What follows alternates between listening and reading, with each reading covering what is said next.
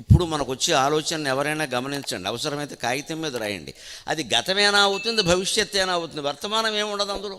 ఇప్పుడు ప్రవచనం జరుగుతుంది, ప్రవచనం మీరు వింటారు, ఇంకేం ఆలోచిస్తారు? ప్రవచనం గురించి ఆలోచించేది లేదు. ఇక్కడ వినడమే. మీరు ఆలోచించడం మొదలెట్టారంటే 10 వాక్యాలు వెళ్ళిపోతాయి, 2 పద్యాలు వెళ్ళిపోతాయి. ఇది వర్తమానం మీద దృష్టి పెడితే మన ఆలోచన ఏమి ఉండదండి, వర్తమానమే ఉంటుంది. మనం ఎప్పుడు ఆలోచించినా సరే ఆలోచన ఏమిటో గమనించండి. అది గతమేనా అయి ఉంటుంది. అప్పుడు అలా జరిగింది ఏమిటి, లేదు ఇంకో ఆలోచన భవిష్యత్తు, రేపు ఏమవుతుందో రేపు. అంతవరకు మనం ఉంటామా? పిచ్చి ఆలోచన, రేపు ఉండవేమో. అంచేది భవిష్యత్తు గురించి మనం ఆలోచించే ఉపయోగమే లేదు, అది రాదు.